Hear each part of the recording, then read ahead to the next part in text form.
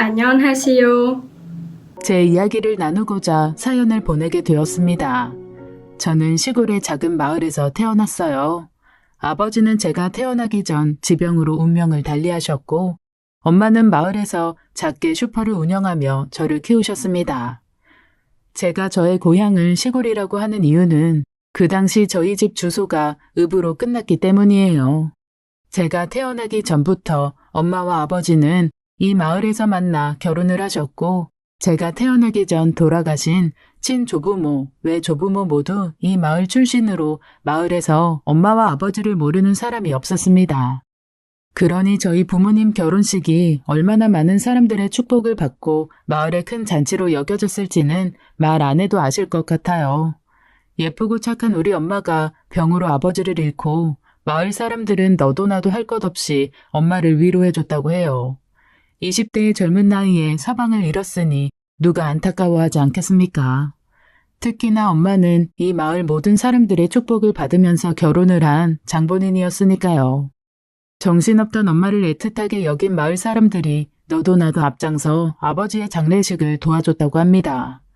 시골 사람들의 따뜻한 정을 느끼며 엄마도 정신을 차리던 중 저를 임신했던 사실을 알게 되었다고 했어요. 밥도 한 끼 제대로 먹지 않던 엄마는 임신 소식을 알게 되었고 그때부터 식사도 제대로 챙겨 먹으며 살 사람처럼 굴었다고 동네 어르신들이 종종 제게 이야기를 했습니다. 엄마가 저를 임신한 사실을 몰랐을 때는 마치 내일 모레 남편을 따라 죽을 사람처럼 행동을 했었다네요. 멍한 표정으로 바다를 몇 시간이고 바라보고 있는 엄마를 보면 당장이라도 제 서방조차 뛰어내릴 것 같아 무서웠다고 동네 할머니는 말했습니다. 네가 네 엄마를 살린 장본인이나 다름없다는 말도 덧붙이셨어요. 저는 그런 이야기를 초등학생 때부터 들어서였을까요? 부모님의 사연을 알게 되고 애어른 소리를 들으며 빨리 철이 들었습니다. 엄마는 모은 돈으로 마을에 작은 슈퍼를 열었고 동네의 유일무이한 식료품 유통상가로 꽤 괜찮은 벌이를 하며 저를 키우셨어요. 저도 슈퍼집 딸로 같은 반 친구들의 부러움을 받았죠. 아빠 없이 컸지만 엄마의 부족하지 않은 사랑을 독차지하며 저도 올곧게 자랐어요. 근처 국공립대학교 진학을 꿈꾸며 공부하던 고등학교 시절 저는 그 일을 겪은 후 무슨 일이 있어도 이 지역을 떠나야겠다고 마음을 굳게 먹었습니다. 어린애들이 많지 않은 지역이었기에 학교라고는 초등학교, 중학교, 고등학교가 딱 하나씩만 있었어요. 그러던 어느 날 저희 고등학교에 서울에서 발령 온 선생님이 나타났습니다. 안녕 얘들아. 오늘부터 너희 담임 선생님으로 근무하게 되었다. 잘 부탁한다. 누가 봐도 서울에서 온 사람 같은 표준말에 깔끔한 복장이었어요. 잘생긴 외모는 아니었지만 호감형이라는 인상을 받았습니다. 서울에서 잠시 발령을 받아왔지만 운이 좋게 너희 담임을 배정받았다고 말하는 선생님이 싫지 않았어요. 그때 저는 고등학교 2학년이었고 대학 진학을 앞두고 부모님이 학교를 방문해 진학 상담을 진행했습니다. 엄마는 그 당시 이제 막 40이 된 나이였지만 절대 그 나이로 보이지 않는 외모였어요. 우리 마을에서 외모로 가장 출중한 사람이 누구냐 하면 그 누구도 엄마를 꼽지 않는 사람이 없었죠. 엄마는 학교를 방문해 담임 선생님을 만났고 제가 근처 국공립대학 진학을 생각하고 있다고 말했습니다. 주아가 공부를 잘해서 국공립대 진학은 문제 없을 겁니다. 그러게요. 얼마나 기특한지 몰라요. 지금 성적만 유지한다면 입학은 충분히 가능하고 아마 장학금도 받으면서 다닐 겁니다. 선생님의 말에 엄마는 기쁜 얼굴이 되어 제 등을 토닥였습니다. 엄마는 늘 저에게 고맙다고 말했지만 엄마의 보살핌과 지지가 없었다면 가능할 리 없었기 때문에 저는 항상 내가 더 고맙다고 말하곤 했어요. 주아야, 교실로 먼저 가 있을래? 선생님이 어머님이랑 이야기 나눌 게 더 있어서. 네, 알겠어요. 엄마, 가기 전에 나 보고 가야 돼. 알았어. 수업 중이면 교실 창문으로 너 보고 갈게. 걱정하지 마. 엄마는 웃으며 고개를 끄덕였고 저는 엄마의 말을 어렴풋이 들었습니다. 우리 주아가 저렇게 다 큰 것 같아도 아직 엄마밖에 모르는 애기예요. 저는 웃음이 났습니다. 엄마가 제 세상의 전부이던 시절이라 엄마의 그런 애기 취급이 싫지 않았거든요. 저희 모녀의 인생에는 작은 문제도 없었습니다. 아빠의 기일이 되면 엄마는 저보다 더 아이처럼 엉엉 슬프게 울어서 제 마음이 찢어질 것 같았던 것 빼고는 말입니다. 그리고 몇 달 뒤 저는 이상한 소문을 듣게 되었습니다. 같은 반 친구 중 가장 친하던 친구가 저를 밖으로 불러냈어요. 주아야, 너 그 소문 들었어? 담임이랑 너희 엄마랑 연애한다고 동네 사람들이 다 수군거려. 저는 그런 소문을 들은 적이 없었어요. 이제와 생각해보면 제가 그때 어리고 순진하여 눈치가 없었던 것 같습니다. 동네 사람들은 아마 제가 지나갈 때마다 수군거렸을 게 분명했어요. 저는 학교가 끝나자마자 가게로 향했습니다. 제 발걸음은 빠르다 못해 거의 달리기를 하고 있었죠. 엄마, 우리 담임이랑 연애해? 엄마와 저는 스스럼 없이 모든 걸 나누는 사이라고 생각했는데 너무나 섭섭했습니다. 그게 무슨 소리야? 누가 너한테 그런 소리를 해? 민경이가 그랬어. 마을 사람들이 다 수근거린대. 그게 무슨 소리야, 엄마? 엄마의 얼굴이 어두워졌습니다. 말도 안 되는 소리 하지 말라고 해. 정말 무슨 그런 말도 안 되는. 엄마는 화가 났습니다. 시뻘겋게 타오른 얼굴로 말도 안 되는 소리라며 화를 냈습니다. 민경이에게 들은 이야기는 사실 그것이 다는 아니었어요. 엄마와 담임이 따로 단둘이 만나는 모습을 한두 사람이 본 게 아니라고 했죠. 저는 엄마가 저에게 솔직해줬으면 좋겠다고 생각했지만 더 이상 물어볼 수 없었어요. 그리고 며칠 뒤 그 소문은 최악으로 치달았고 엄마와 저를 집어삼켰습니다. 담임은 사실 유부남이고 서울에 가정이 있다는 사실이었어요. 예상보다 빨리 떠나게 돼서 선생님도 많이 아쉽다. 너희들과 정이 많이 들었었는데. 대학 진학하는 것까지 보고 싶었는데 사정이 그렇게 되었네. 기가 막힐 노릇이었습니다. 분명 선생님은 처음 봤을 때는 그의 왼손 네 번째 손가락에 반지 같은 건 없었습니다. 하지만 마지막 인사를 위해 교실을 방문했을 때 선생님의 손에는 금반지가 반짝거리고 있었고 그것이 그가 유부남임을 증명해주는 완벽한 증거가 되었습니다. 그 이후 그 선생은 마을을 떠났고 우리 엄마는 외로움에 미쳐 유부남을 유혹한 천하의 나쁜 여자라는 낙인이 찍혔죠. 그 주홍 글씨는 우리 모녀를 괴롭히기 시작했어요. 가게 문이 닳도록 오며 가던 동네 사람들은 가게를 찾지 않았고 슈퍼 앞에 침을 뱉고 가는 사람들도 허다했습니다. 거기서 끝나면 다행이었게요. 들어와 한 소리씩 하는 어른들도 많았습니다. 한 번은 제가 있는데도 들어와 엄마에게 그런 식으로 살지 말라며 큰 소리를 냈어요. 엄마의 눈물을 보고 저는 참을 수 없어 소리를 악 질렀죠. 물건 살 거 아니면 나가요. 그리고 제대로 알고나 떠드세요. 저희 엄마는 담임 좋아한 적도 없어요. 엄마는 저에게 아무 말도 하지 않았지만 우리 엄마는 그럴 사람이 아니라는 믿음이 있었습니다. 유부남을 좋아할 리도 없는 사람이었고 20년이 지난 지금도 아빠를 그리워하는 사람이었거든요. 얼마나 그리워했냐면 가끔씩은 세상을 먼저 떠나버린 만나본 적도 없는 아빠가 미울 정도였어요. 엄마는 그날 제게 진실을 말해주었습니다. 끝까지 숨기려 했지만 저에게만큼은 진실을 말하고 싶다고 했어요. 담임은 엄마에게 반해 마음을 고백했습니다. 엄마는 당연히 저도 잊고 아버지를 잊지 못했기 때문에 단호히 거절했고요. 담임은 한 번만 만나달라며 계속 가게를 찾아왔다고 했습니다. 엄마의 단호한 거절에 그 사람은 마음이 상해 돌아갔고 그날 이후 마을에 소문이 났다고 했어요. 아마 악의적으로 소문을 낸 것 같다는 엄마의 말에 저는 마음을 먹었습니다. 몇십 년을 이 마을에서 나고 자란 사람 말보다도 온 지 1년도 안 된 타지 사람의 거짓말을 더 믿고 엄마에게 주홍 글씨를 찍은 이 거지 같은 마을을 벗어나겠다고 굳건히 마음을 먹었습니다. 그리고 서울로 대학 진학에 성공 후 엄마와 가게를 청산하고 마을을 떠났죠. 그 누구에게도 인사 하나 건네지 않고 마을을 떠나는데 시원섭섭한 마음에 눈물이 났어요.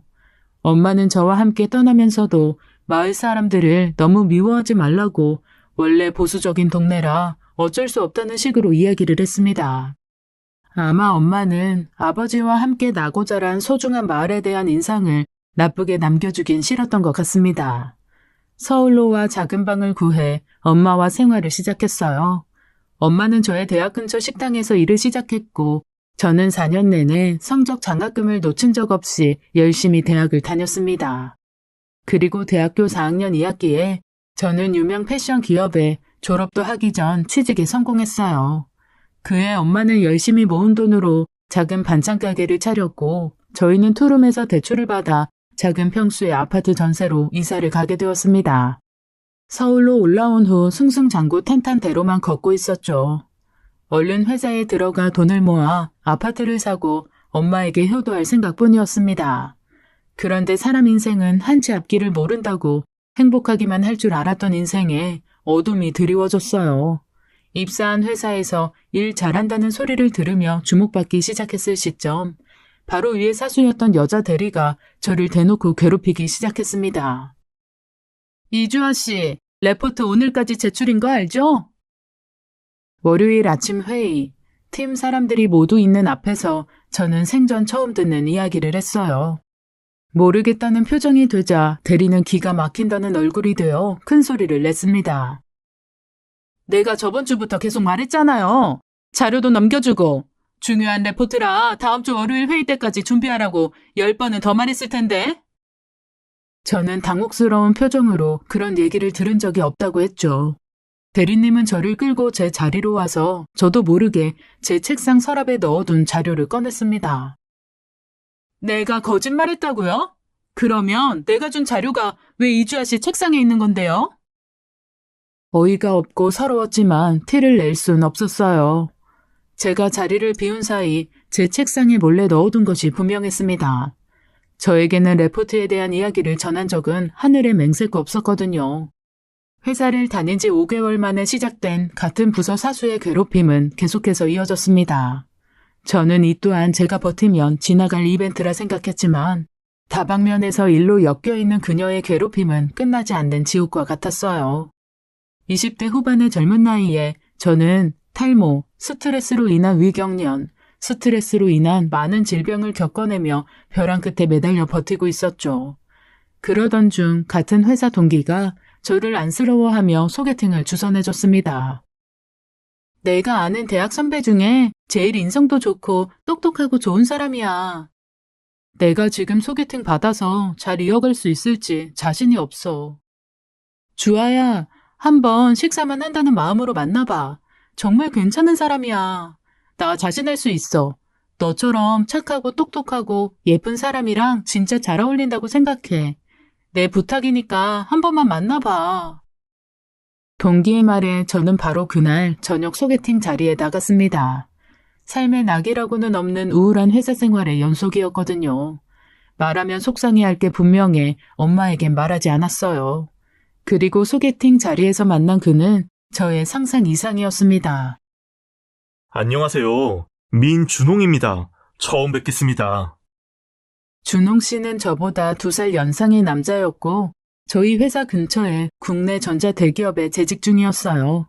준수한 외모에 정신을 빼앗긴 지 얼마 되지 않아 그의 화려한 언변과 다정함에 2번 반했습니다. 회사 생활, 대학교 시절 이야기, 친한 친구들 이야기, 취미 이야기까지 그는 자신에 대해 가감없이 솔직하게 이야기해 주었어요. 저도 낙없는 인생이었지만 처음 만난 사람에게 절대 하지 않을 다양한 이야기들을 했습니다. 시골에서 자랐고 엄마와 둘이 살고 있고 대학교 때 공부를 얼마나 열심히 했는지 등등 저에 대한 이야기를 스스럼 없이 할 수 있을 만큼 편안한 분위기였어요. 그는 저를 집에 데려다 주면서 다음에 또 만날 수 있는지 물었습니다. 그럼요. 저도 준홍 씨랑 최대한 빨리 만나고 싶어요. 저도 감정을 숨기고 싶지 않았기에 그에게 적극적으로 다가갔어요. 만난 지 얼마 되지 않아 저희는 연인이 되었고 그 이후로 서로에게 의지가 되는 깊은 사이가 되었습니다. 회사 근처에서 혼자 자취한다는 그는 종종 엄마의 반찬 가게에 들러 남은 반찬을 모조리 쓸어갔죠. 그냥 주겠다는 엄마의 말에도 본인은 단골 고객일 뿐이라며 손사래를 쳤습니다. 엄마도 준홍 씨를 좋아했어요. 어쩜 저렇게 잘생긴데 싹싹하기까지 하냐며 제가 질투가 날 정도로 준홍 씨를 칭찬했었죠. 회사 생활은 그 이후에도 힘들었지만 저의 삶의 낙이 하나 더 생겼기에 버틸 수 있었습니다. 엄마와 준홍 씨, 그리고 월급을 받아 차곡차곡 넣고 있는 적금. 그 정도면 버틸 수 있을 것 같았어요. 대리의 괴롭힘으로 인해 엉망이 되었던 어느 날, 준홍 씨는 저의 회사 아래로 찾아와 저를 데리고 근처로 드라이브를 갔습니다.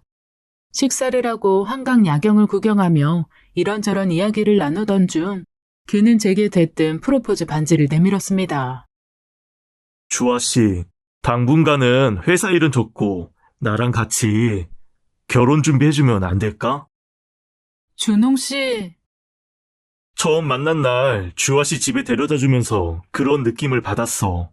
이 여자랑 결혼하게 될 것 같다는 느낌. 정말? 정말 그런 확신이 들었어. 생전 처음 느껴본 감정이었는데 내 인생에 그런 확신이 들었던 적은 없어. 나랑 결혼해줘. 내가 행복하게 해줄게, 주아야. 그의 청혼을 거절할 이유가 없었습니다. 최악의 하루를 최고의 하루로 만들어준 그를 끌어안고 저는 반지를 손에 꼈어요. 그날 엄마에게 청혼 사실을 알리자 엄마는 별로 놀라지 않았습니다. 준홍이가 그 반지 누구랑 샀는지 알아? 설마? 엄마 사실 너한테 거짓말했어, 주아야. 엄마 저번 주에 미진이 아줌마랑 놀러 간 거 아니었어. 준홍 씨랑 만났어? 그래, 준홍이랑 만나서 반지 엄마가 골라줬어. 역시 내 선택이 맞네. 실제로 네 손에 끼니까 더 예쁘다. 준홍 씨는 아버지 없이 큰 제 사정을 듣고 저를 안쓰러워하기보다 어머니를 많이 챙겨드리자고 했습니다. 저는 딱 봐도 사랑받고 잘 큰 사람 같아서 그런 사정이 있는지 몰랐다고.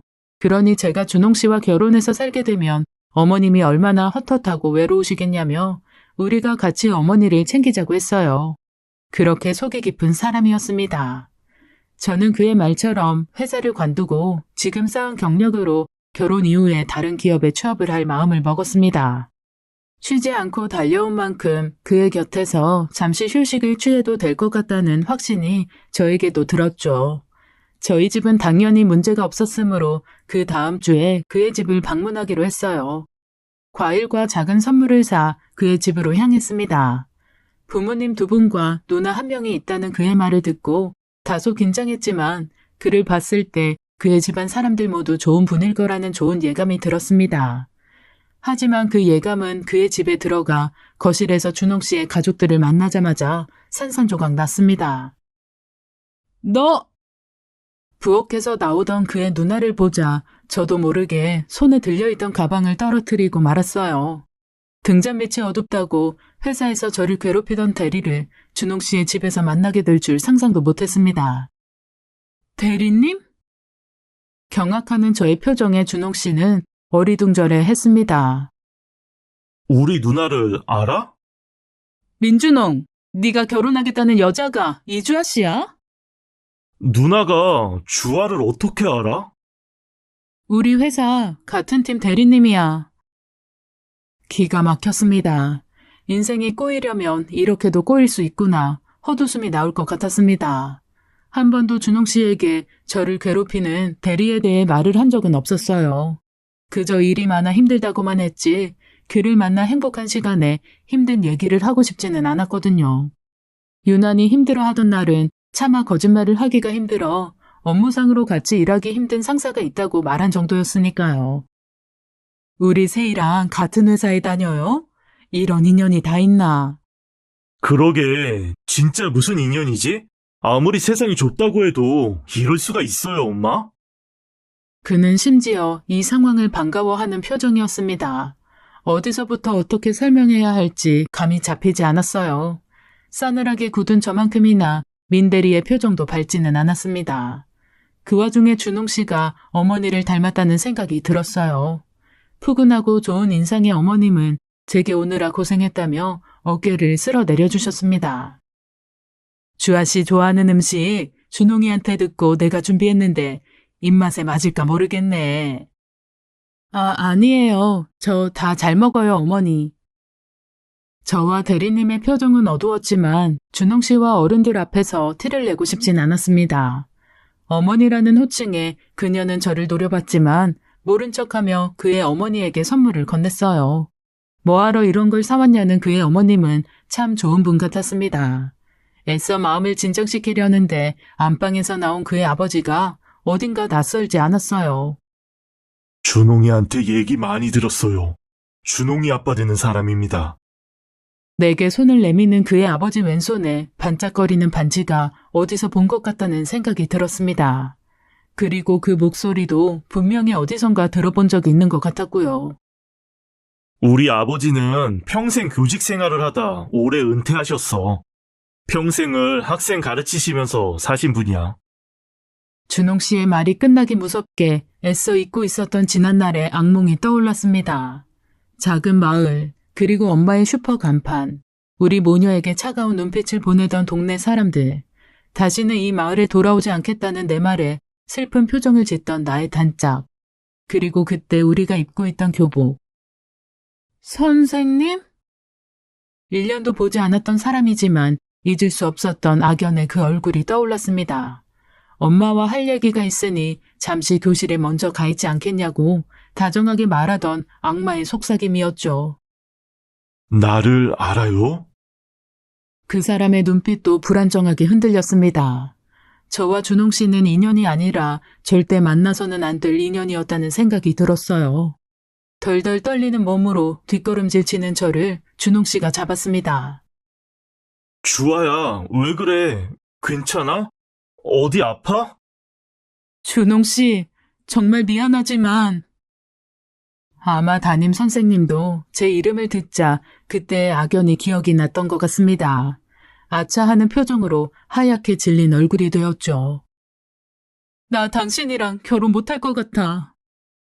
주아야, 그게 무슨 소리야? 이게 무슨 일이야? 여보, 당신 아가씨 알아?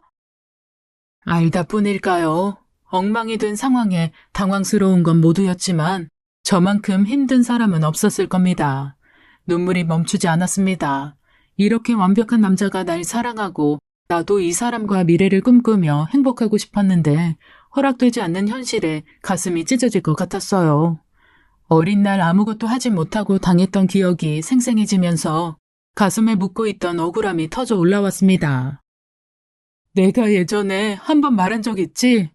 우리 엄마 아무것도 모르는 순진한 우리 엄마 능욕하고 떠난 타지에서 온 남자 선생이 있었다고.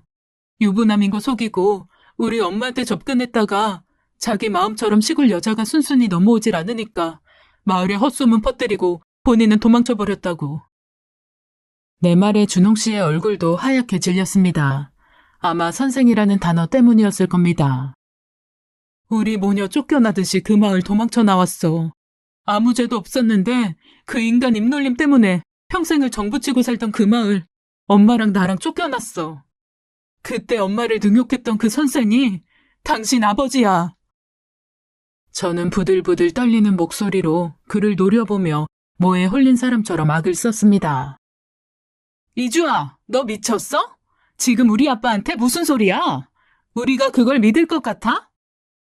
저를 잡아당기는 그녀를 막아선 건 준홍 씨였습니다. 누나까지 왜 이래? 민세희 대리님도 속이 뒤집어지시겠어요. 바닥으로 뚝뚝 떨어지는 눈물을 훔치며 저는 그녀에게 몸을 돌렸습니다.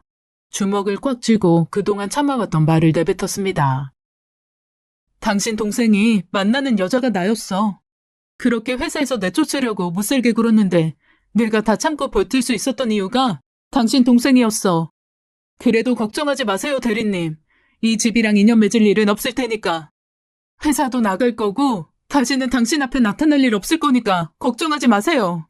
원하시는 대로 눈앞에서 꺼져드릴게요. 내 말에 그의 어머니는 바닥에 주저앉으셨고 준홍 씨가 어머니를 부축하러 간 사이 저는 그 집을 빠져나왔습니다. 등 뒤에서 제 이름을 부르며 쫓아오는 그의 눈물 젖은 목소리가 들렸지만 저는 아파트 앞에 세워져 있는 택시에 올라타 얼른 출발해 달라는 말밖에 할 수 있는 것이 없었어요. 이런 악연이 있을까요? 제 인생은 왜 이렇게 고달프기만 할까요?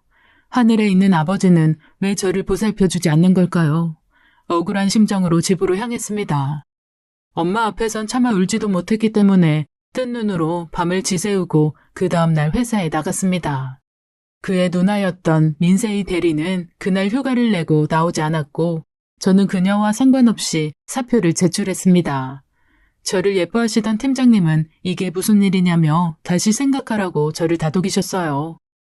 사표를 수령해달라는 말에도 팀장님은 절대 안 된다며 무슨 일인지 모르겠으나 일주일 동안 휴가를 줄 테니 마음을 가라앉히고 다시 생각해보라고 저를 따뜻하게 위로해 주셨죠. 눈물이 터져 그의 앞에서 그동안 회사에서 힘들었던 일을 얘기하며 엉엉 울고 말았습니다. 회사 일 때문만은 아니었습니다. 어제 있었던 일, 준홍 씨와 헤어질 생각, 모든 힘든 일이 몰려왔습니다. 1시간 넘게 오는 저를 달래고 팀장님은 인사 조치는 본인이 알아서 처리해 줄 테니 걱정 말고 일주일 동안 푹 쉬고 오라고 했어요. 저는 회사에서 나와 집으로 향했습니다. 계속해서 울리는 전화기의 주인공은 준홍 씨였고 저는 그 전화를 다 무시했어요. 엄마가 가게에 출근한 집에서 저는 세상이 떠나가라 소리 지르며 서럽게 울었습니다. 온 세상이 원망스럽고 제 신세가 불쌍해 어찌할 바를 모를 지경이었어요. 그리고 그날 밤 퇴근한 엄마에게 모든 사실을 말했습니다. 엄마는 저와 함께 참담한 심정이 되었죠. 준홍 씨로 인해 행복해하던 엄마, 준홍이를 보면 숨겨둔 아들 하나 있었으면 좋겠다 싶을 때가 있다고 농담하던 엄마. 엄마에게 정말 알리고 싶지 않았지만 어쩔 수 없었습니다.